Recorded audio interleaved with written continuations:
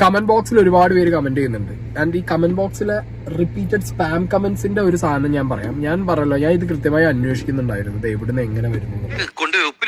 അപ്പൊ ഒരു കൃത്യമായ വ്യക്തത എനിക്ക് കിട്ടിയത് ഇത്രയേ ഉള്ളൂ.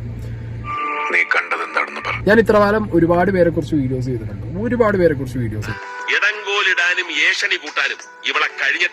ഒരാളെ മീം മെറ്റീരിയൽ ആക്കി കഴിഞ്ഞു കഴിഞ്ഞാൽ പിന്നെ അയാൾ ഭയങ്കര കോമഡി എലമെന്റ് ആയി. ഞാൻ അത് ഫണ്ണായിട്ട് എടുക്കുന്നുണ്ട്. ഞാൻ ഐ ഡോണ്ട് കെയർ. കണ്ടോ, ഞാൻ സീരിയസ് ആയിട്ട് ഒരു കാര്യം തന്റെ അടുത്ത് പറഞ്ഞുകൊണ്ടിരിക്കും ചിരിക്കുന്നുണ്ട്. എന്ത് തോന്നിയോ സാറേ കാണിക്കുന്നത്? ചിരിക്കുന്നു. ഇനി മേലാൽ എന്തെങ്കിലും തമാശക്ക് നീ ചിരിക്കുന്നത് കണ്ട. എനിക്കിപ്പോ എന്റെ ലൈഫിൽ ഏറ്റവും കൂടുതൽ ആവശ്യം എന്ന് പറഞ്ഞു കഴിഞ്ഞാൽ ഫൺ എൻജോയ്മെന്റ് കാര്യങ്ങളാണ്. കാരണം കുറെ കാലമായിട്ട് ലൈഫിൽ അതൊന്നും ഇല്ലാതായപ്പോ അനുഭവിച്ചൊരു മനുഷ്യനാണ് ഞാൻ. ഞാൻ കോമഡി ഫീൽ ചെയ്യാതിരിക്കാൻ വേണ്ടി തന്നെയാ സംസാരിക്കുന്നത്. ഏറ്റവും വലിയ കോമഡി എന്ന് പറഞ്ഞാൽ ഇയാളെ ഇപ്പൊ കണ്ട കോമഡി ആയിട്ട് തോന്നും. ഇയാളുടെ സംസാരം ഇപ്പൊ കേട്ടാ ചിരി വരും. ചിരിക്കാനായിട്ട് വരുന്നവർ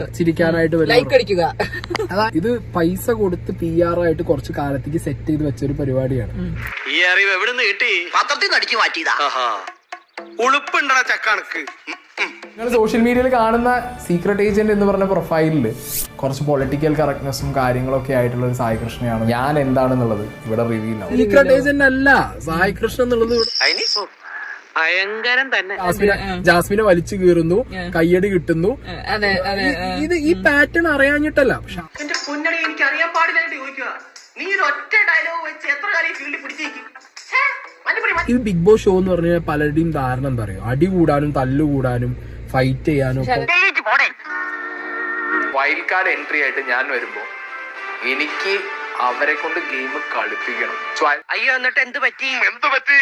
ധൈര്യം ചോർന്നു പോയോ?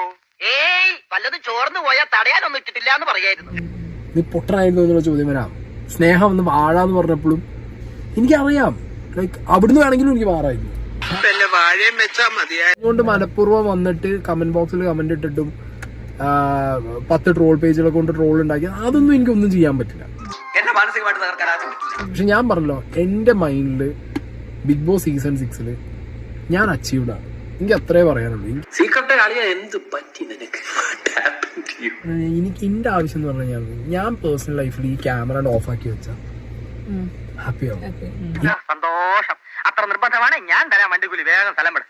ഇനി ഒട്ടും സമയം കളയണ്ട. പക്ഷെ ഇടപെടേണ്ട കാര്യങ്ങളിൽ ഞാൻ കൃത്യം. പക്ഷെ ഇടപെടേണ്ട രീതി എല്ലാവരും ഒരേപോലെ ആവും. ഞാൻ കുറച്ചും കൂടി സോർട്ടഡ് ആയിട്ടുള്ള രീതിയിൽ ഇടപെട്ട്. പുറത്ത് എന്റെ അടുത്തും ഭയങ്കര സംഭവമായിട്ട് ഞാൻ മറ്റേ കാട് കുലുക്കുന്നൊക്കെ പറഞ്ഞു പോയതാ.